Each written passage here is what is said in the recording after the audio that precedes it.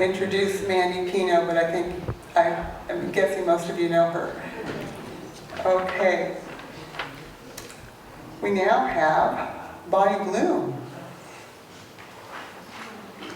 She's going to sing a song for us.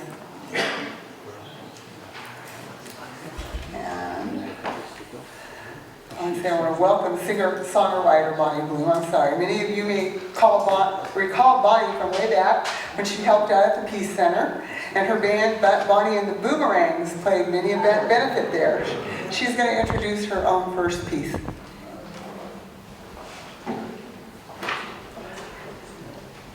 where am I supposed to stand? Right here? These are the weirdest microphones I've ever played through. They're funny looking. I feel so honored to be in the presence of these ladies. When I turned 80, I felt like I was welcomed into a club of very special people. I felt like when you live to be this long and you've gone through this much history, it's an honor, and it's an honor to be here to acknowledge Sally-Alice Thompson. This is a song I wrote. It's called See This Leaf. It's kind of an honor of a nature song.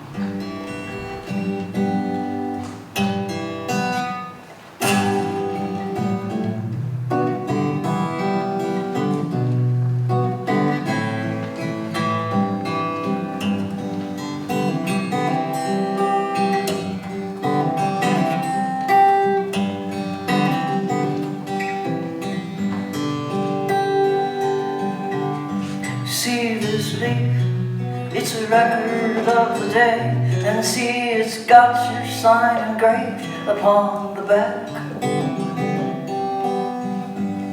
I picked it up as I walked along the road, searching for the truth and searching for the fact. And the sun beat upon the drums of earth, and the wind played a harp, and the river sang a song of mystery as it flowed right through the heart. The world is moved, and now the purple night creaks along its ancient track.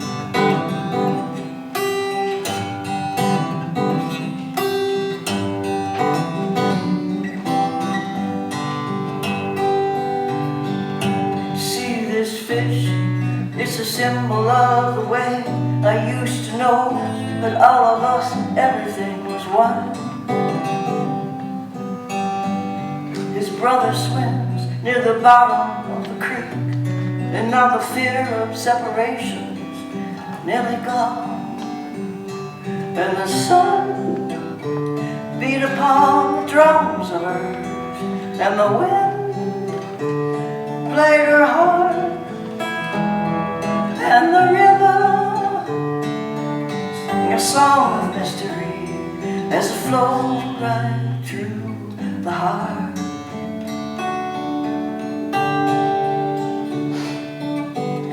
The bread is warm, the cups are filled, the dogs lay down, our supper's just begun.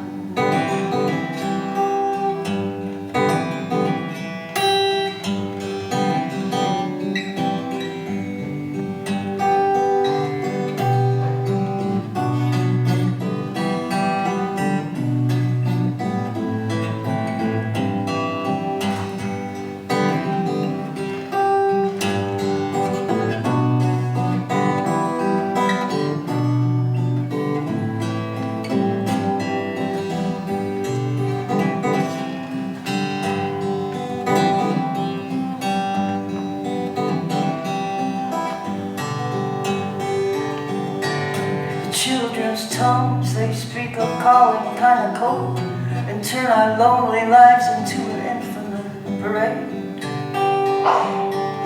I like to think there's something to it all, and that these tiny threads make a fortune in brocade. And the sun beat upon the drums of earth, and the wind played a harp, and the river sang a song of mystery as it flowed right through the heart.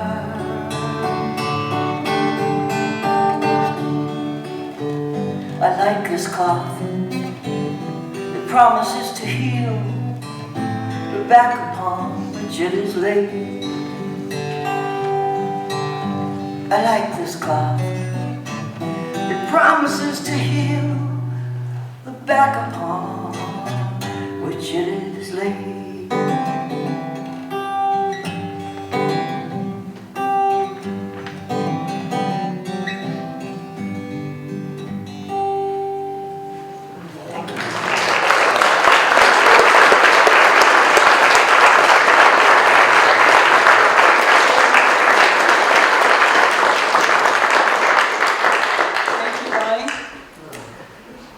While most 90-year-olds are enjoying their retirement, Sally-Alice decided to learn a new skill.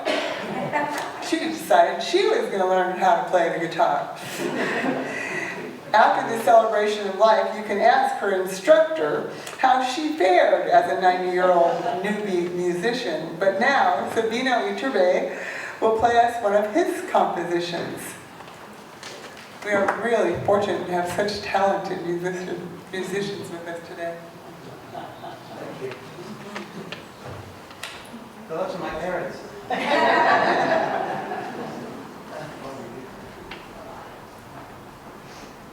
Well, I didn't plan to play my composition, but I could. I plan on playing a couple Toncharin songs from Brazil, actually.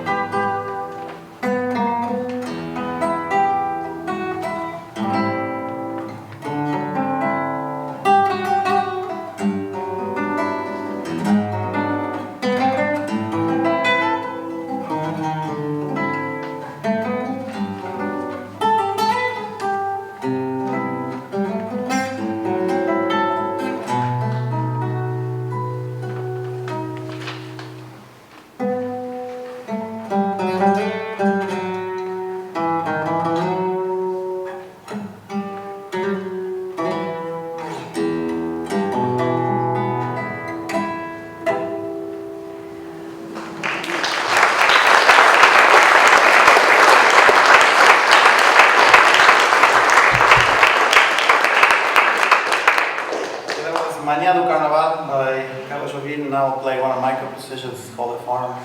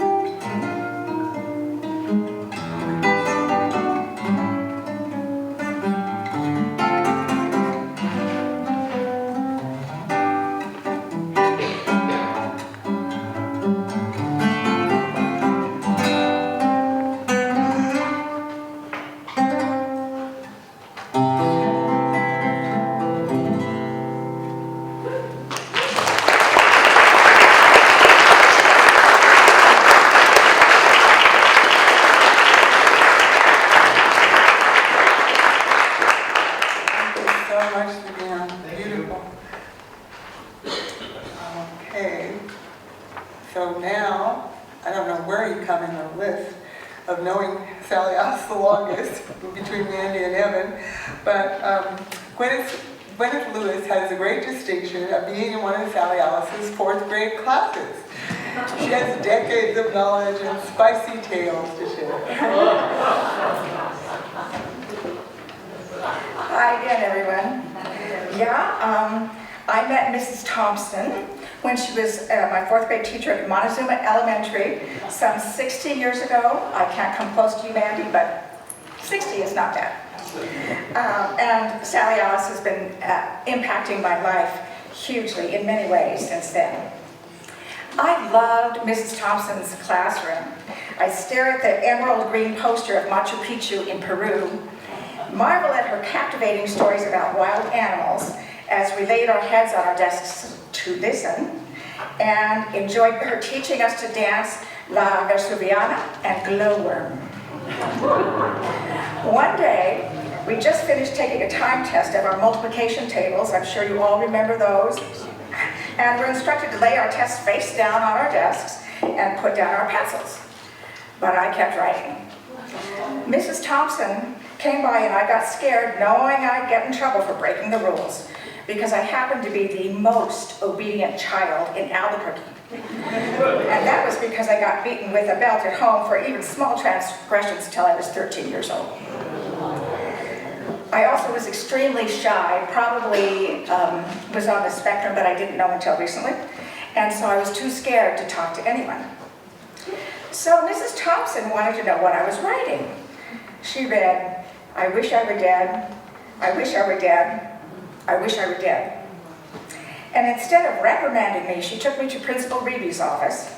And instead of getting me in trouble, I got these two educators as my committed allies, which helped turn my life around. Wow. Mrs. Thompson also recognized a bit of my musical talent, and so she chose me in a way that I'm certain was planned to increase my self-esteem, to play her auto harp in our famous play, The Planets. Though I've gone through some very hard times since, I've never felt, it felt so desperate. I saw Mrs. Thompson, now she was Sally-Alice Thompson, when I returned from college in Michigan, and got involved in the workshops that she and Sid Simon would lead on values clarification. Is there anybody who did that with her? Wow. During these events, she'd play her guitar delightedly, encouraging everyone to join her in singing, and she was a famous supporter of Make a Joyful Noise. We lost touch for 2.5 decades, during which I lived outside Philadelphia, Pennsylvania. When I returned to Albuquerque 13 years ago, I went to the Albuquerque Center for Peace and Justice because I figured I might be able to find her there. That's when a trip to Nogales, Arizona and Nogales, Mexico on the border was being planned and carpooling was being arranged. At that time, I was still greatly in awe of her, as in timid around her. But everyone else in the group had arranged their rides, and only Sally-Alice and I were the ones left without rides. So I boldly asked Sally-Alice if she'd ride with me. To my delight and amazement, she accepted the ride. So we were driving down, and we were in the middle of nowhere between Albuquerque and Socorro, talking about our mutual experiences in Central America during wars against the poor there. Suddenly, we heard this sound of helicopters above us, a familiar sound from our days in war-torn El Salvador, and began to lament that, oh my gosh, here are the military doing this again. Suddenly, I felt a jerk on my steering wheel, and we realized that these sounds were not from military helicopters we were hearing. We were in the middle of a full-blown, what do you call it when your tire? Blowout, thank you. I thought, uh-oh, I'm in trouble now. If I don't make sure that Sally-Alice survived this, I will not last myself, because everybody adores her, so I better get this right. Miraculously, we got to the side of the road, and every shred of rubber was off the tire that was almost directly under her. And it took us 3 hours because there was a hurricane happening then, and this was a rental car, and we couldn't get any AAA or anybody to help us, so we sat out there just cheerfully talking for 3 hours. We were stranded there, but finally made it down to the border, and Sally-Alice was a cheerful trooper. We made 2 or 3 trips down to the border together, Sally-Alice and I, and everywhere we went, old friends came to greet her. Father Bourgeois, who founded School of the Americas Watch in Georgia, who had joined with Sally-Alice every year for this event. Veterans for Peace from all over, who knew her, had stories. Activists of every stripe who couldn't wait to have long chats with her as she received them from her seat in the canvas camp chair in the shadow of the long wall whose purpose was to divide people. No one who met Sally-Alice could be separated from her, as I saw it. She was a model of love and resistance, embodied in joy.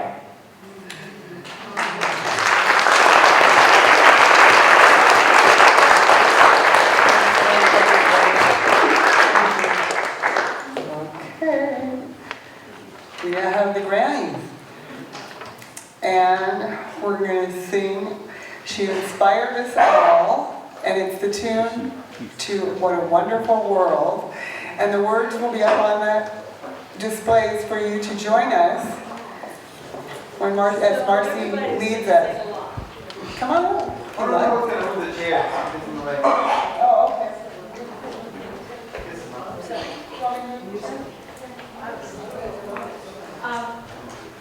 Yes, please sing along if you probably know this tune. And Sally-Alice started the Raging Grannies in Albuquerque, probably back in the 90s. I started with her around 2000. And what Raging Grannies, their long tradition, started in Canada back in the 80s during the Band of Bomb movement. Anyway, what we do is we find tunes that a lot of people know, and hopefully most people know who can sing along. And then we rewrite the lyrics. But this one was written, this one I wrote specifically for Sally-Alice. And please sing along if you know it.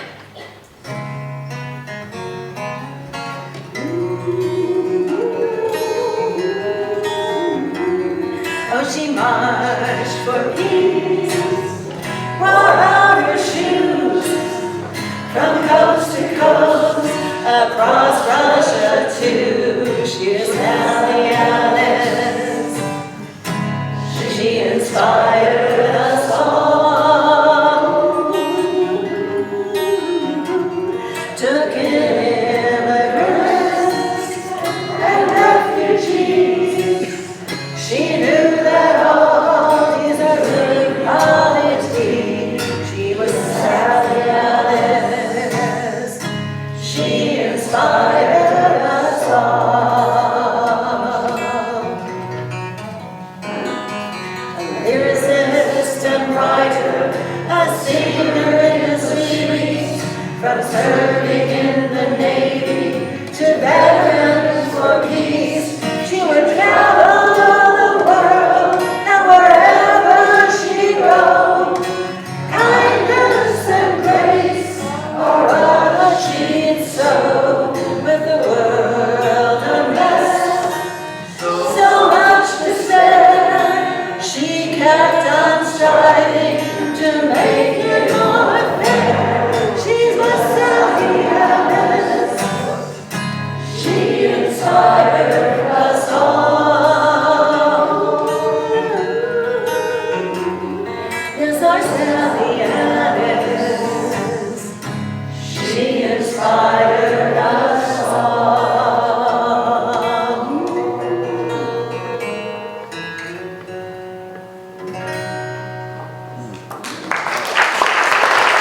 You sang it.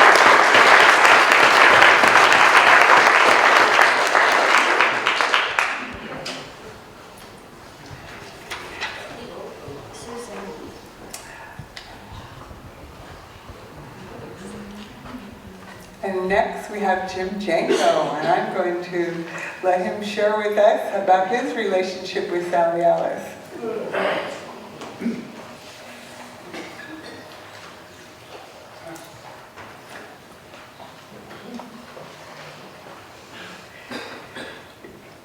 I've been a veteran for peace for a very long time, but haven't been in Albuquerque all that long, so probably just about everybody here has known Sally-Alice longer than I have. And you know, I would see her, before I actually got to know her, I would see her at just about every peace and justice thing that I ever went to. She would be there. So I knew her, you know, before I really met her. And during her last, 6 months or so, I visited her a lot at Brookdale. And she was so sharp. I'm 75 years old. And one time I was talking and I lost my train of thought. And I said, Sally-Alice, what was I saying? And she told me. So that was our Sally-Alice, 100 years old, you know.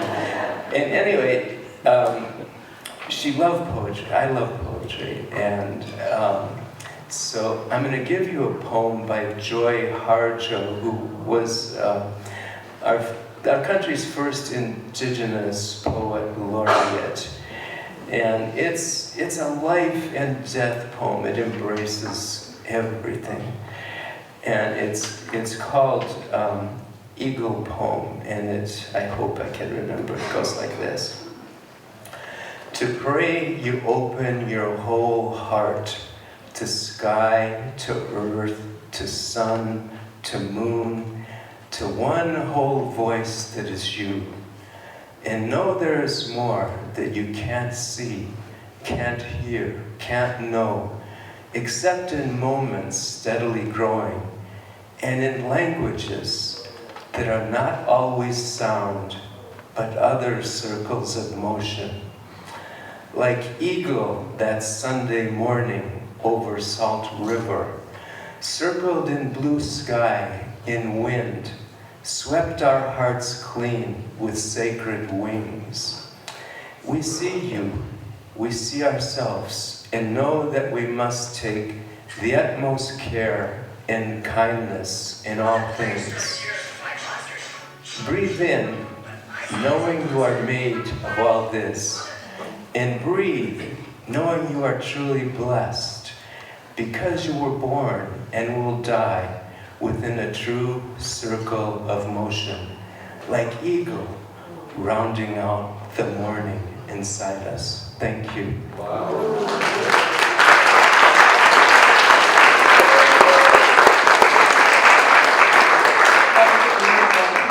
Thank you, Dinko. I forgot to announce at the beginning, I've heard a couple of, could everybody please silence your telephones if you haven't done it already? Thank you. And James Cooper composed We Can Be People of Peace several years ago. It's more than fitting to honor Sally-Alice. He's going to sing the verses and with self-accompaniment. And he invites you all to join the grannies in singing the chorus.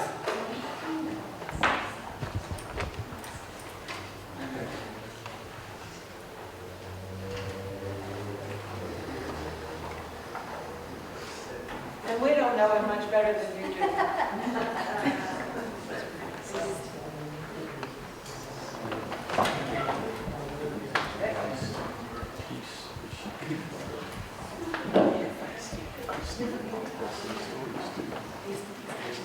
Yeah, we did the sandwich.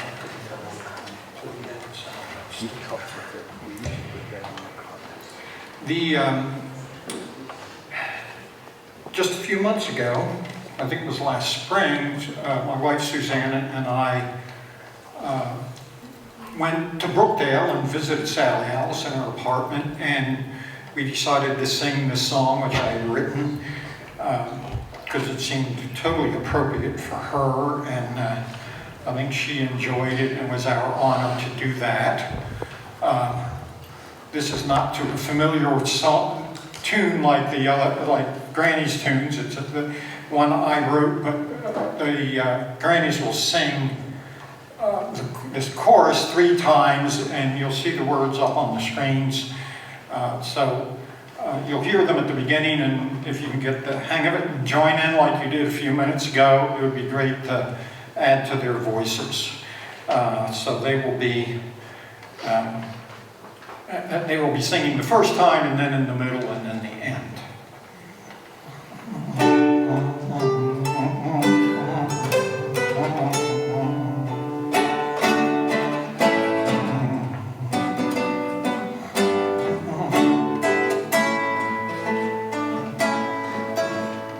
We can be people of peace, yes. We can be a voice against violence. We can be the shepherds of hope and trust. We can be builders of bridges.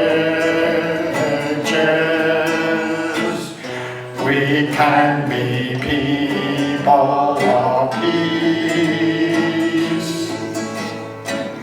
We can be people of peace. We can oppose violence with justice without more violence and angry retribution.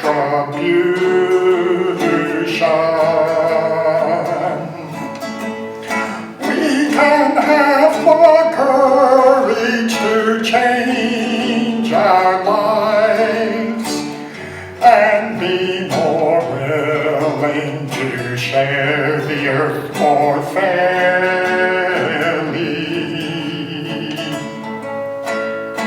We can be people of peace.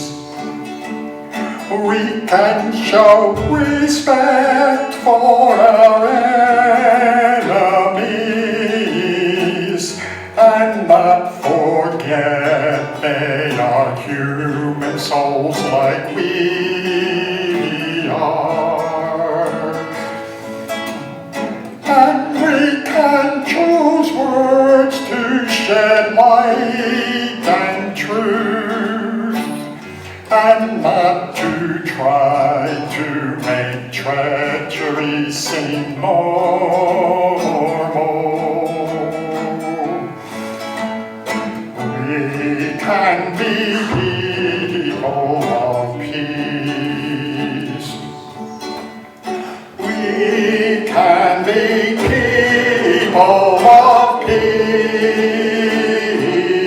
yes. We can be a voice against violence. We can be the shepherds of hope and trust. We can be builders of bridges. We can be people of peace. We can be people of peace. We can be a nation that listens. We can be known for seeking understanding.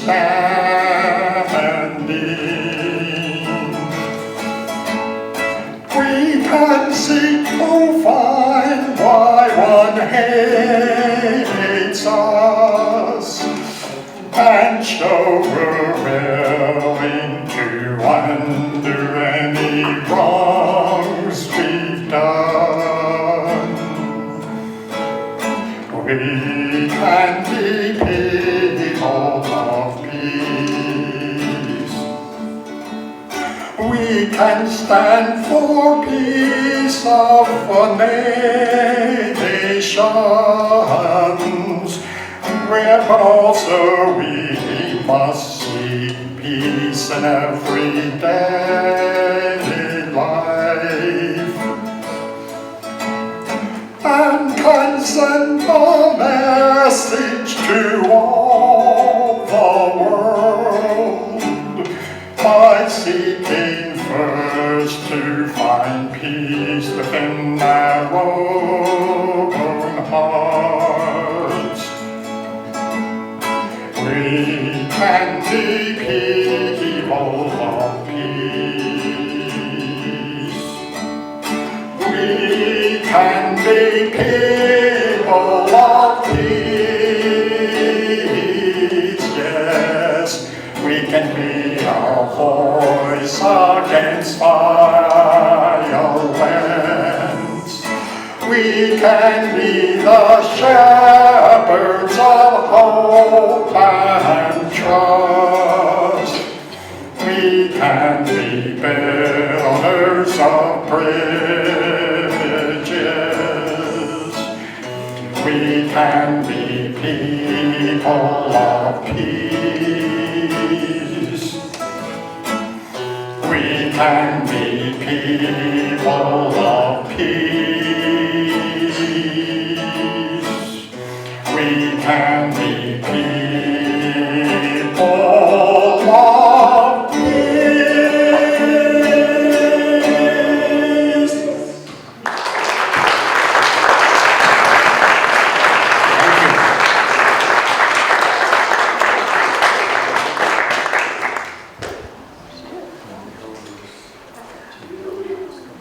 you, Grannies, and James, thank you for the beautiful song. Our next speaker was the first person to sign up to speak. Hildegard Adams got a perfect poem befitting our celebration that she'd like to share with us.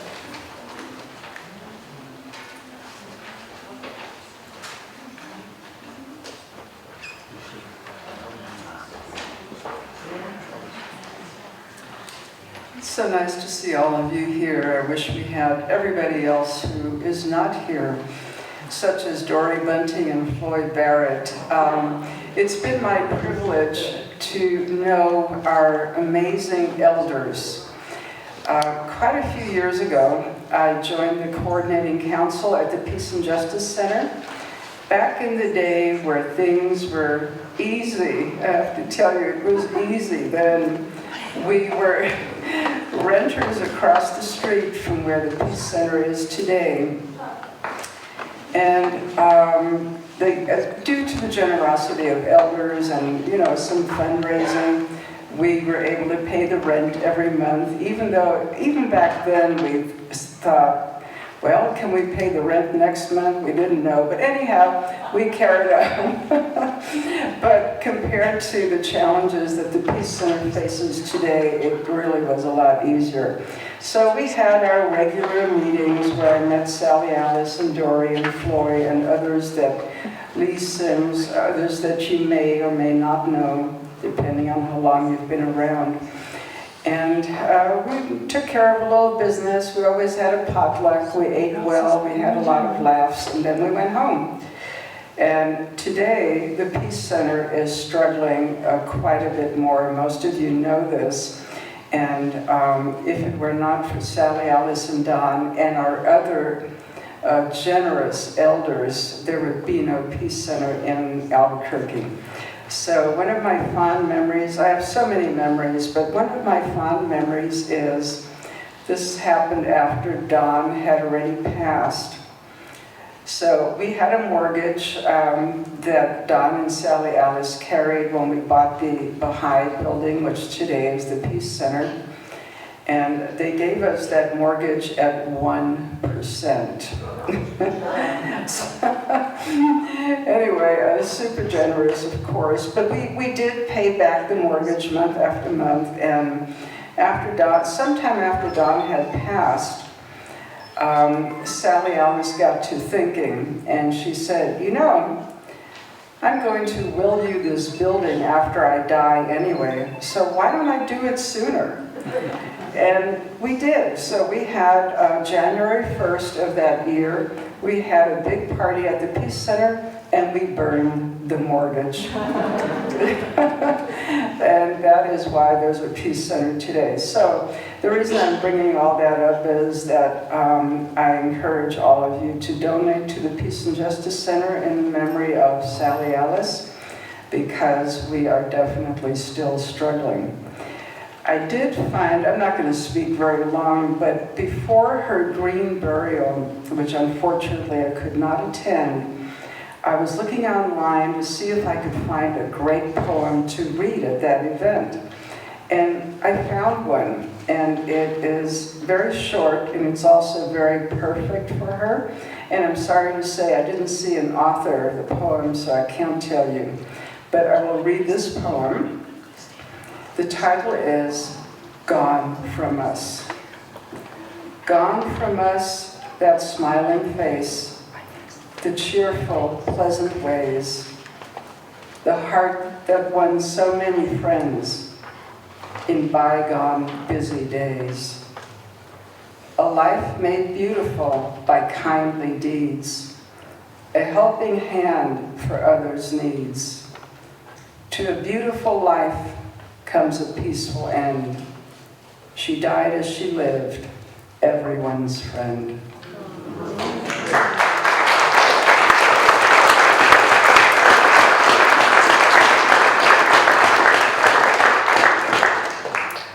And we have a virtual performance. Peter Neal's wanted to be with us. He's on our organizing committee too, and he got COVID I don't know, about 10 days ago and recouped, and then he got knocked down again yesterday. So we're going to have Peter virtually singing one of his compositions.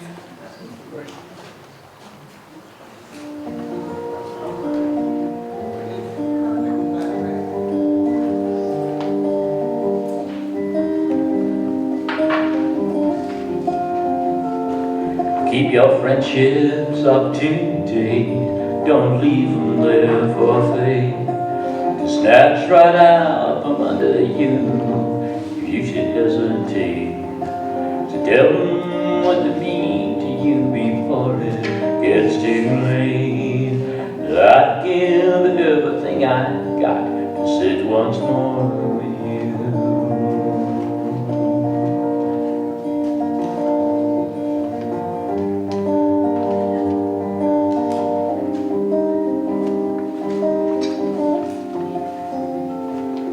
Most often we'd agree, occasionally not, thanks to mutual respect. Things never got all hot. The yellow chair's so lonely now, and Lord knows I am too. So I'd give everything I got to sit once more with you.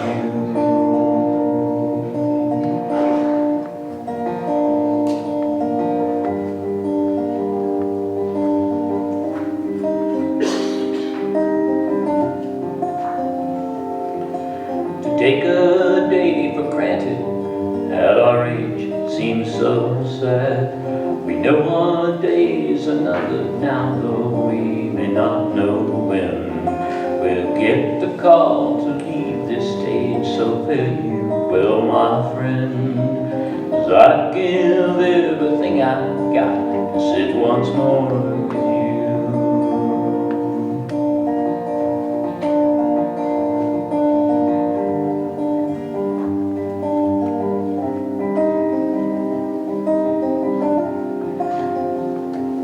Keep your friendships up to date.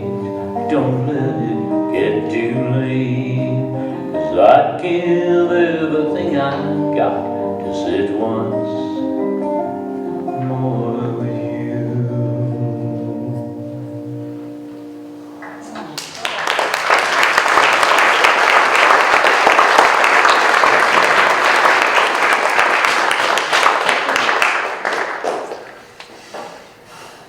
Besides adopting 2 sets of siblings, Bob and Jean also adopted Sally-Alice. So their newly created family had the most amazing grandma as well. I love hearing Jean's stories and Bob's too, and here they come.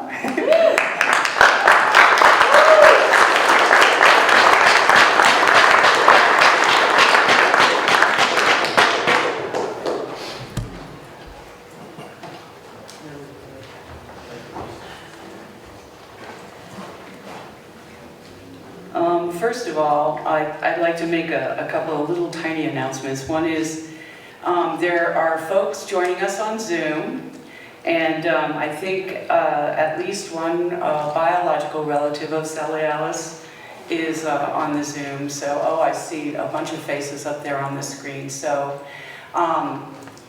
we will have the Zoom in the hall when we're having our potluck, and the folks are invited to still be on the Zoom. They've been told, I believe, or I'm telling them now, that we're going to do a toast to Sally-Alice at 7 o'clock. So you're invited if you'd like to stop by the Zoom out there and say hello to the folks there, and you know, chat a little bit with them. Whether you know them or not, I mean, they were someone in Sally-Alice's life, and so they were part of our family, right? And we are all one family here. I see people from all corners of her life, but we all have the same expression on our faces, and that is because we all had the same glimpse of goodness. And I'd like to talk about that in a minute. This is another phase of that. I'd like to also say thank you to everybody who brought food, who volunteered, who helped out. I'd like to say a special thank you because there was one person who has very quietly done something very key.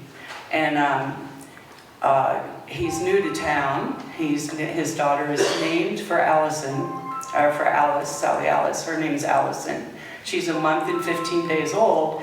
And he volunteered to help set up. I mean, a lot of us are older, you know, hips, shoulders, all that. And Jim Janko said, we're looking for people who can lift, and we could only think of like 4 people. And all 4 of them are back there, you know? And so, anyway, Justin, it was his one day off. He worked 6 days a week at the Golden Pride, by the way, makes the best burritos there. And so, you know, he was off on Sundays, and so he said he'd help. Well, they'd shifted his schedule. He gets 1 day off a year. You see where this is going? He took that day off to be here in honor of his child's namesake. So.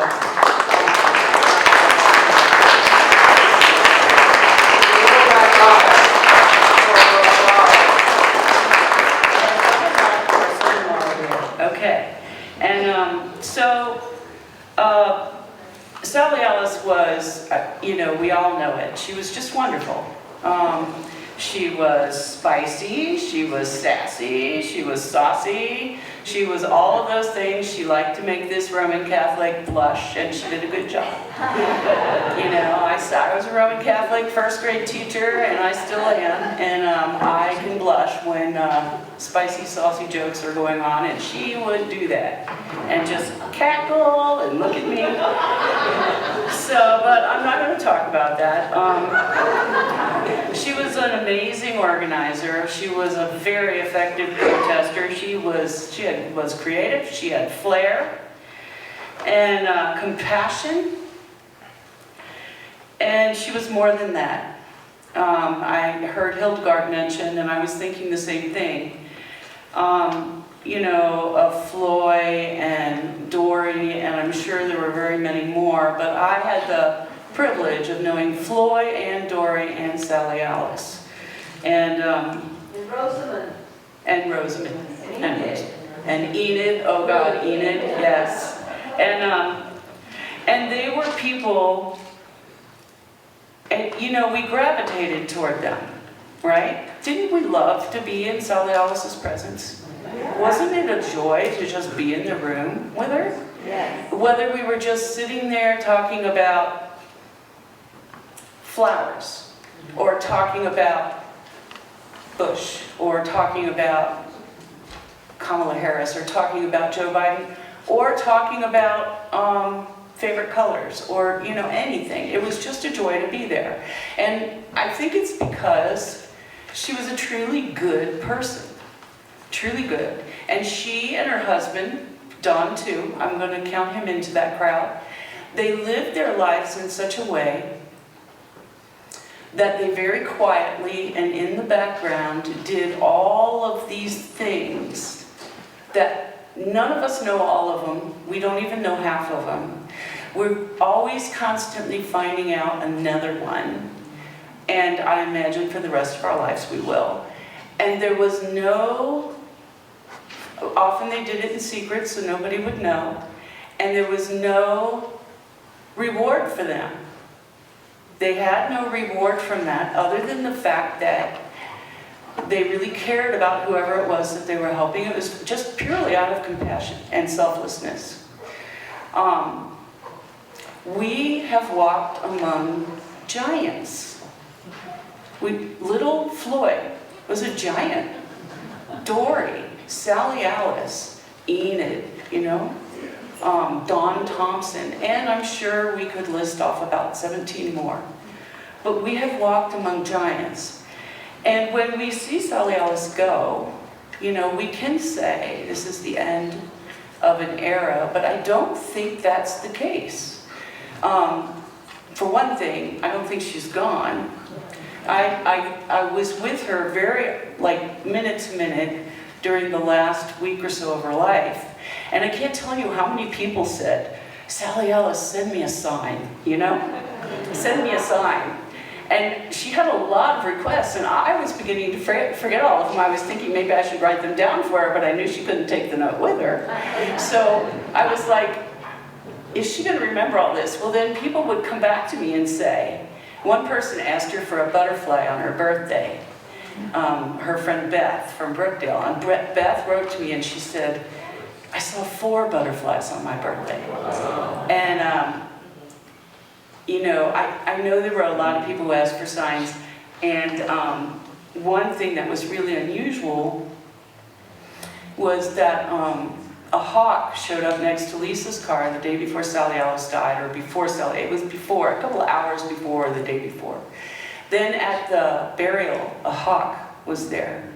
And then Brittany, my daughter back there, reported seeing a hawk as well, and somebody else saw a hawk, and then it was 2 hawks, you know.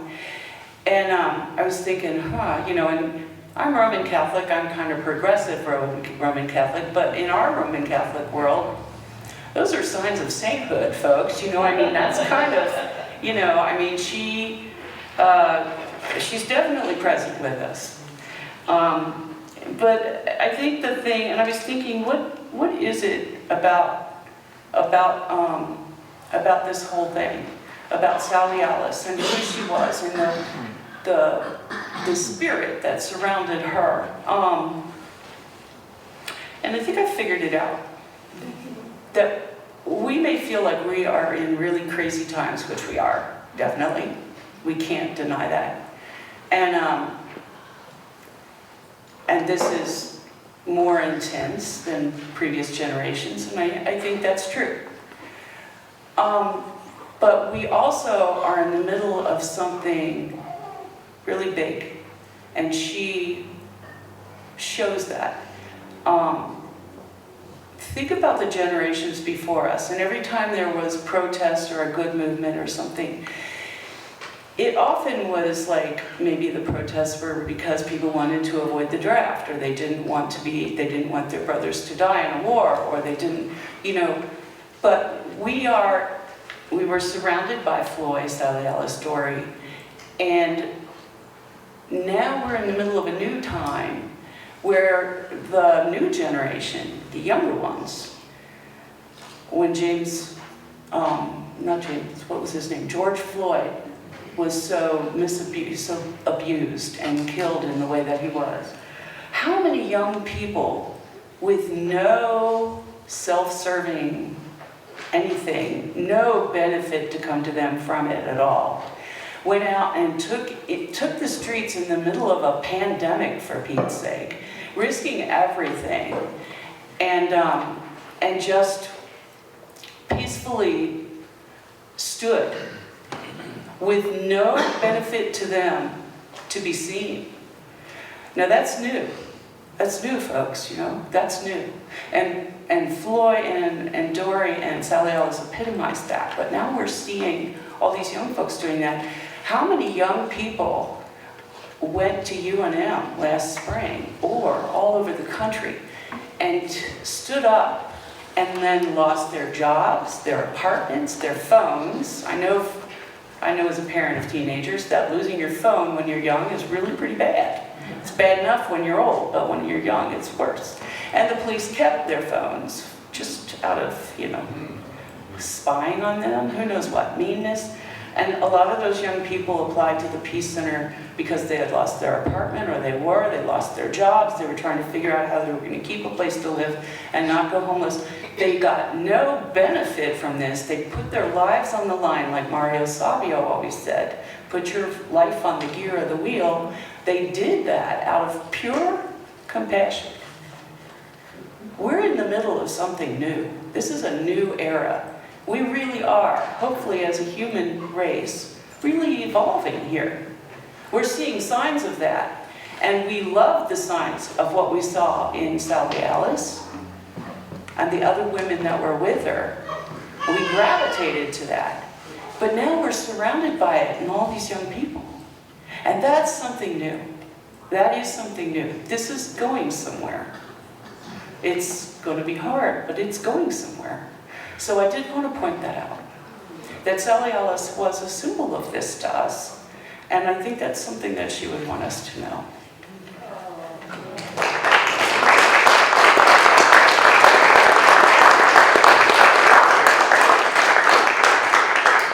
Definitely she would. I mean, right now tonight downtown there's a demonstration that's been called about police brutality. The police killed a young man a couple nights ago, was handcuffed. I guess he'd been in the back of the police car and they shot him somehow. And so there's a demonstration right now going on downtown. We'll probably see it on the news tonight. And she would be there tonight if she was still with us and, you know, able to get around. That's the kind of person she would be. I think she'd probably say, you know, if there's no justice, there's no peace. And she'd be down there raising hell in whatever way she could do it. That's the way we've met her. And I look at this globe up here and I think to myself, that's her there with us in the spirit of kind of the symbolism of what she was about. The water, the flowing of life. And I look out on this crowd of all of us here tonight, and what I see is a river of human beings and activities and connections that she touched all of us in some ways.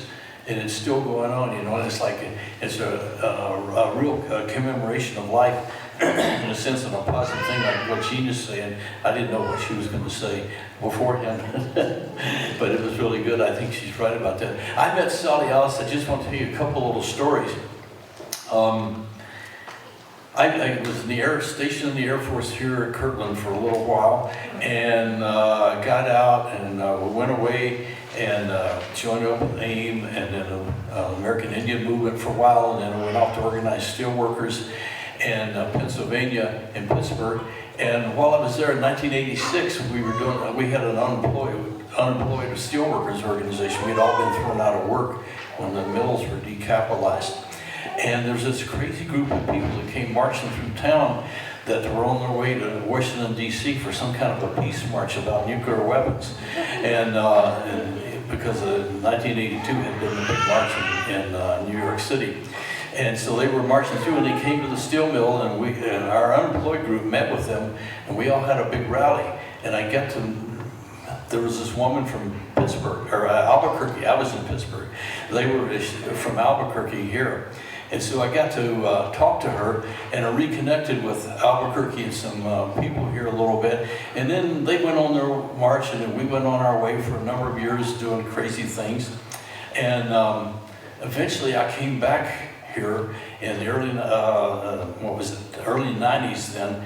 And along the way, I decided to run for the Green Party ticket for Congressional District 1 here. And a lot of people didn't know it, and I didn't know it for a while either, but Don and Sally-Alice were some of my biggest supporters, and they showed their rebellious nature. We were trying to shake up the Democratic Party and the whole political structure with this embryonic kind of movement called the Green Party. And we did, but we had a pretty good chance, you know, and it was doing pretty good there for a while. And, but anyway, you know, the winds changed on that and everything. So I got to know Don and Sally-Alice a lot through that movement. I had met Dory. I wanted to say I met Dory Bunting back in 1971 when we were here in the anti-war movement. She encouraged me to come out and talk about what I had experienced in the war. And that started me off on a whole political direction and trajectory of my life, which then comes back in the 1980s when I met Dory Sally-Alice in Pittsburgh, and then back here again in the 90s. It all sort of seemed to come together. And I learned a lot of political lessons from them. And I often wondered about that a little bit, where they were coming from. One time I did an oral history with them, and I found out a lot about them. You know, Sally-Alice had outlived all of her siblings and all of her children and everybody. But along the way she was telling me the story. You know, they had a son named Dale. And Dale was short for Delano, Franklin Delano Roosevelt. They had been very impressed, Don and Sally-Alice, in their life with the New Deal that came through that period of history out of the Depression and then trying to go forward in the world. And they were still fighting for that. I mean, they even named their son after him. And that really impressed me somewhat. And so that was just so overpowering to me. And and that kind of time. And what I learned from them, I wanted to say something about Sally-Alice and Don and political lessons. They worked in everything. They would be out in the streets with political groups, the rebellious third-party things. They worked within the Democratic Party trying to push things forward. And I learned that what they were always trying to do was, with everybody they met within their own style, was trying to push the struggle and the issues and ideas forward. And like Jim said here earlier, she had a better mind at 100 years old than I did. I'd be sitting and talking to her. I mean, she remembered things that I had long forgotten, and I think, oh my gosh, I'm slipping, you know, pretty badly here. She was rebellious. I mean, she would be out there in the streets tonight with us, and I just wanted to say that she was like a moral giant among us. We have lost someone, but you know, I feel we didn't, in a sense, because she touched so many people's lives, and like our lives and with our kids. She took us in our craziness. Sometimes we didn't know what to do with these 4 kids. So we would say, let's go to see Sally-Alice. And we'd go over and sit on the floor, and the kids would sit there and play with the Legos and the toys and things, and we would talk and come up with something, and then we'd get out of there and every kind of thing. So, and I just wanted to end on that in a sense like it's continuing. Now look at her spirit up here to me, what this globe is and the planet and the life we all share here together. But with our new granddaughter back here, who's just over a month old, named after Sally-Alice. And so it's continued, it's not over. And like Gene says, this generation is changing things, and I just feel, you know, that it's there and it's there with us. So thank you all for being here for her. It's a river that we're all swimming in here. Thank you.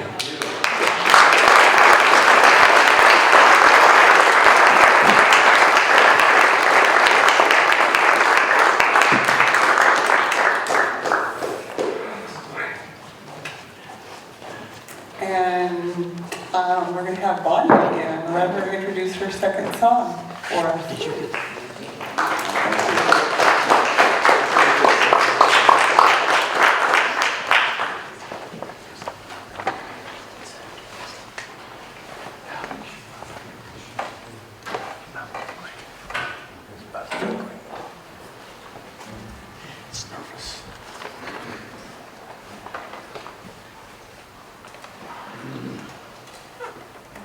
Okay, some people, I'll try not to mess with the microphones this time. This is a song I wrote. It's called It's the Heart, which basically is at the bottom of everything. Top, bottom, in between. I wish I was just a simple-minded fool, living in a shack in the mountains. 'Cause if I was, I wouldn't find this world so cruel, and I could burn this madman's roadmap. Yes, it's the heart, oh, whoa, whoa, whoa. Yes, it's the heart, oh, whoa, whoa, whoa, whoa. Yes, it's the heart, oh, whoa, whoa, whoa, whoa, among us all, that keeps this pale phantom of love alive to my burning eyes. Sometimes deep in the night, when reason eludes my mind, I find myself back on the streets again. And then the lapses I keep shoving on my spine, the locks and bolts of time and space and pain. Yes, it's the heart, oh, oh, oh, oh, oh. Yes, it's the heart, oh, oh, oh, oh, oh. Yes, it's the heart, oh, oh, oh, oh, oh, among us all, that keeps this pale phantom of love alive to my burning eyes.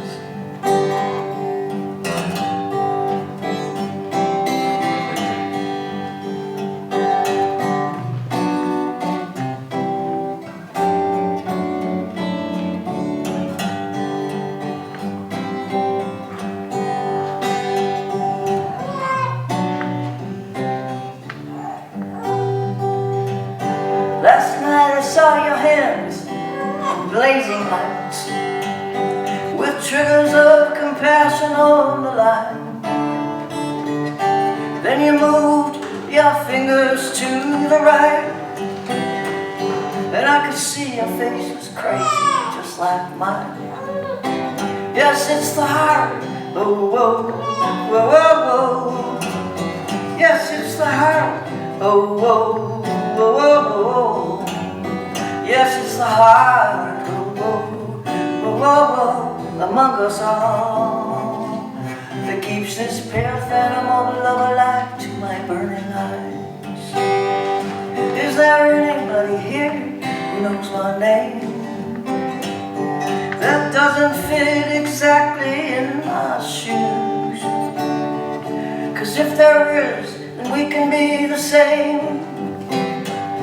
Just beggars on the road, singing the blues. Yes, it's the heart, oh, whoa, whoa, whoa, whoa. Yes, it's the heart, oh, whoa, whoa, whoa, whoa. Yes, it's the heart, oh, whoa, whoa, whoa, whoa, among us all, that keeps this pale phantom of love alive till my burning eyes.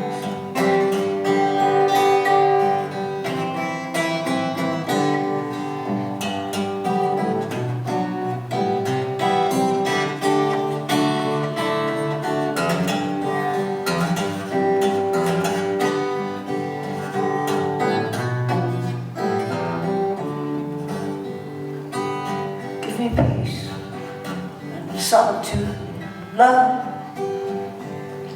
and style shining without time, and pleasant clouds floating up above, and whiskey horses drinking water up like wine. Yes, it's the heart, oh, whoa, whoa, whoa. Yes, it's the heart, oh, whoa, whoa, whoa. Yes, it's the heart, oh, whoa, whoa, whoa, among us all, that keeps this pale phantom of love alive to my burning eyes. That keeps this pale phantom of love alive to my burning eyes. That keeps this pale phantom of love alive to my burning eyes.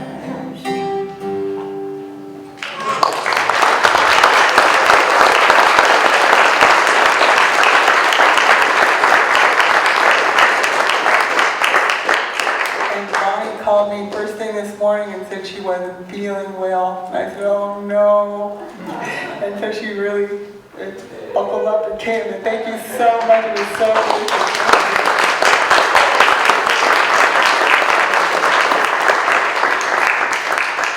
Charles Powell has a very special story for us about yet another accolade for Sally-Alice. This one delivered posthumously.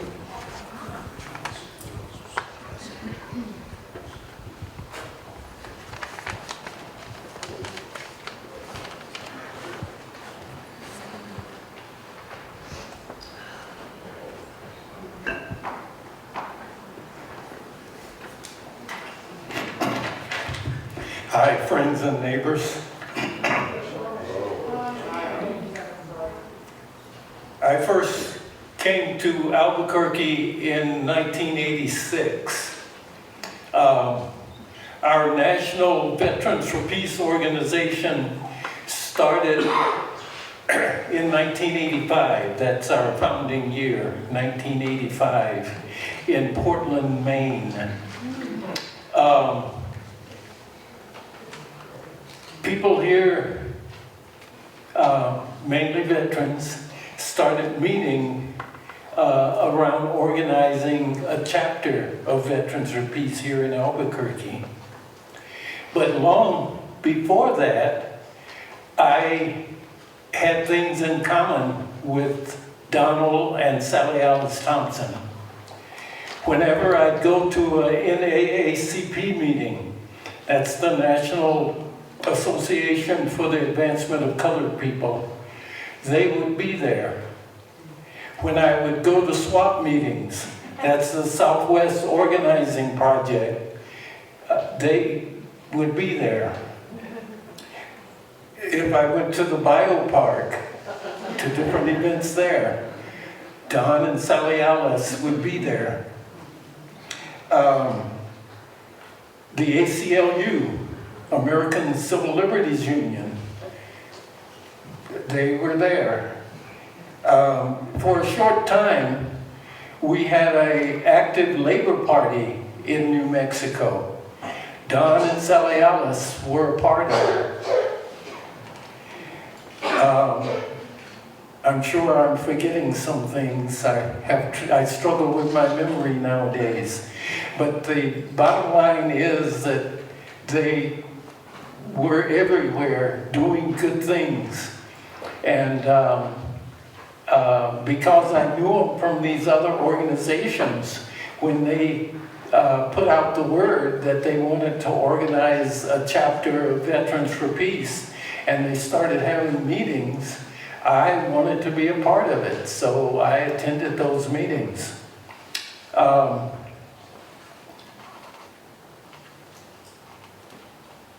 The thing that Lisa mentioned, the National Veterans for Peace, which the headquarters is in St. Louis now, when they got the word that Sally-Alice had passed away, when we had our national convention this year, back in August, they gave her the Howard Zinn Lifetime Achievement Award. And I had intended to bring it with me tonight, but again, I'm struggling with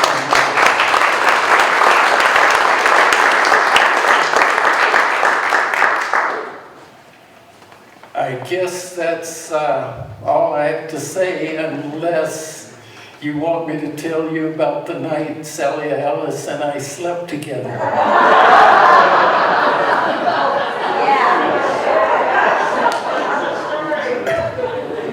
We had both gone to a national convention of Veterans for Peace, and it was in Dallas that year, and I can't remember what year that was.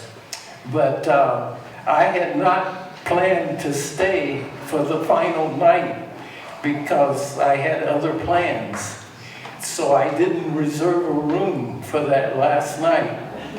But then when I learned of what would be brought up on that last night, I felt I had to stay. I had to cancel my other plans and I had to stay another night.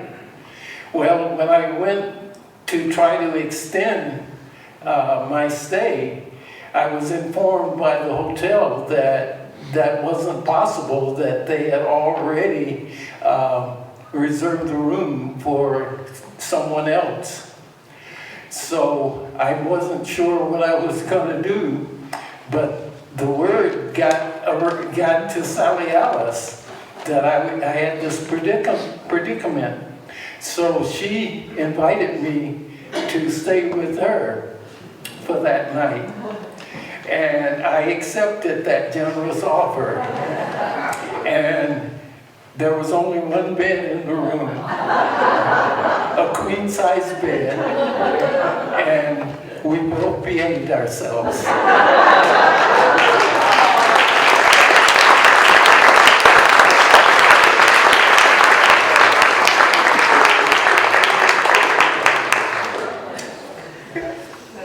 Okay, the Grannies, we're doing Never Turning Back. This is one of Sally-Alice's, another one of her favorite songs.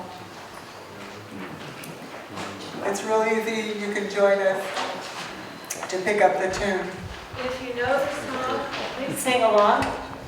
If you don't know it, you'll catch on quickly because it's very repetitive. Oh, wait, I gotta get my lyrics. Sorry.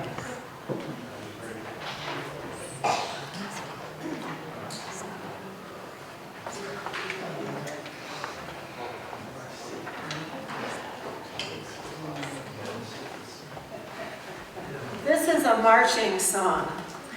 And you know Sally-Alice did a lot of marches. from Albuquerque to Santa Fe to get money out of politics, across the country against war, across the Soviet Union. I mean, and whenever there was any kind of a peace march or march for a good cause, she was in it, often leading. And this song is the kind of song that you sing when you're marching, and you make up the verses as you go along. I have a file full of Raging Granny songs, and this one, I've got about 3 pages of lyrics that you can use it for anything. You can throw it, you can just make up the verse and throw it in, and but we're only going to sing about 5 or 6 of the verses. Yeah. What's that? Verse 4. They're short. Okay. You threw me out there.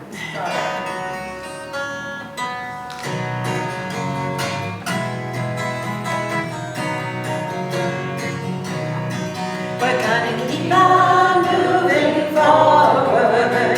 Keep on moving forward.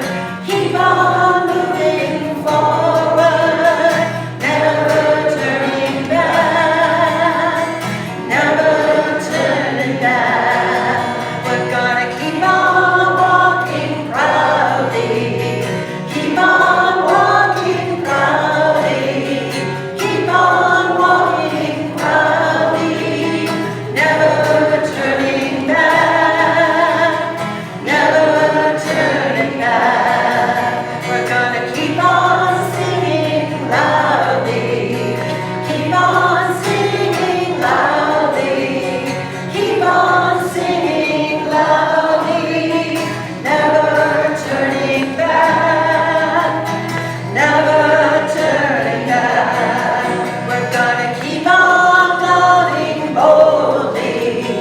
Keep on loving boldly. Keep on loving boldly. Never turning back. Never turning back. We're gonna change the world for better. Change the world for better. Change the world for better. Never turning back. Never turning back. We're gonna light this night together. Light this night together. Light this night together. Never turning back. Never turning back.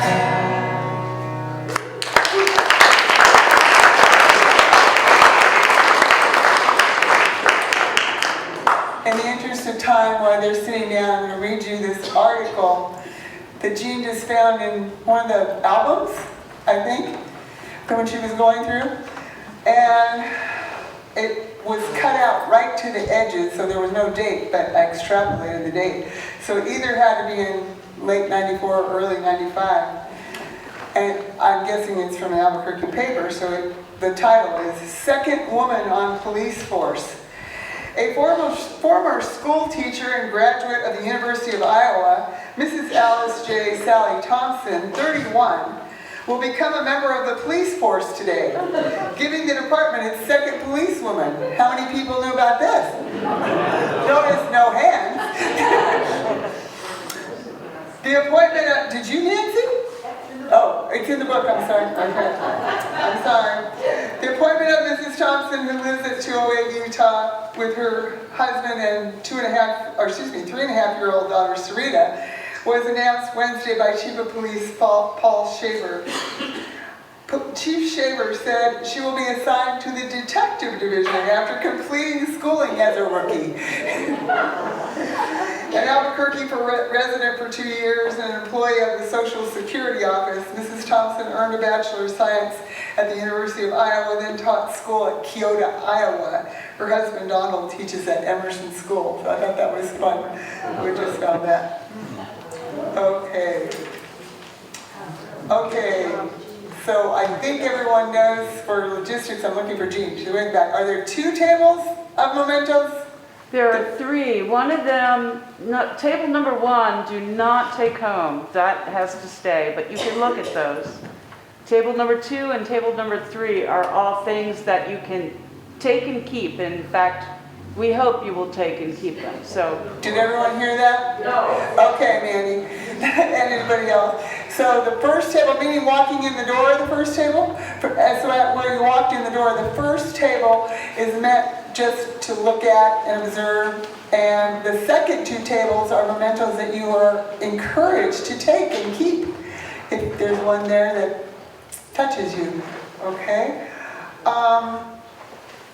Please extend a big thanks to members of the organizing committee that was led by Jean Paul. With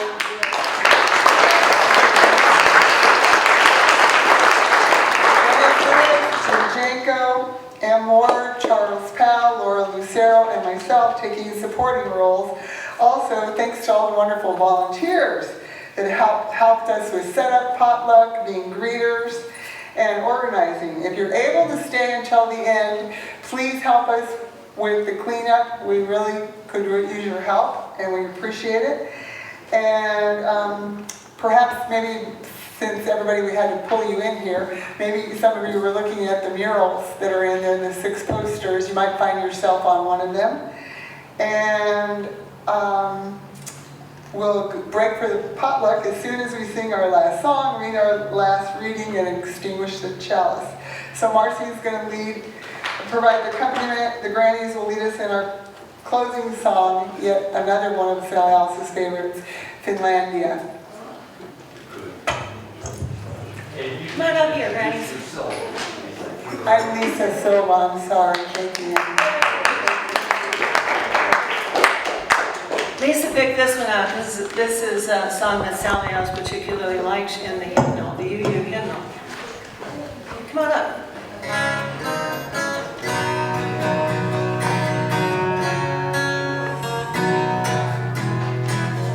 This is my song, O God of all the nations, a song of peace for lands afar and nigh. This is our home, the country where my heart is. Here are my hopes, my dreams, my holy shrine. Other hearts in other lands are beating with hopes and dreams as true and high as mine. My country's skies are bluer than the ocean, and sunlight beams on clover leaf and pine. But other lands have sunlight too and clover, and skies are everywhere as blue as mine. Oh, hear my song, O God of all the nations, a song of peace for their land and for mine.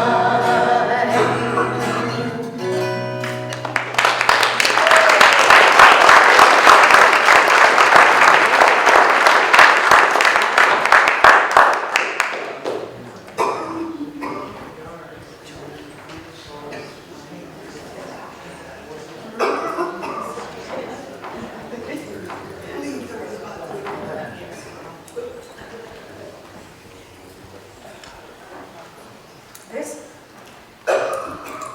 Okay.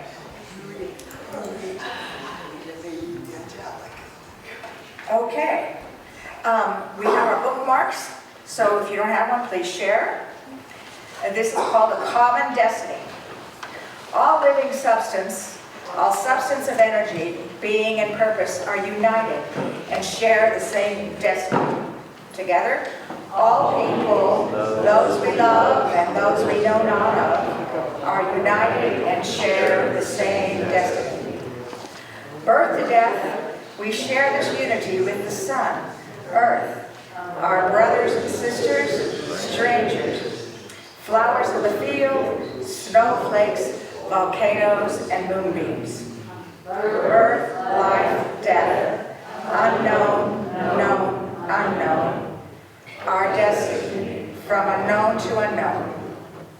May we have the faith to accept this mystery and build upon its everlasting truth. Shalom Ashe, hope or desired, and it's a Yoruba saying. Amen. Go now in peace and blessed be.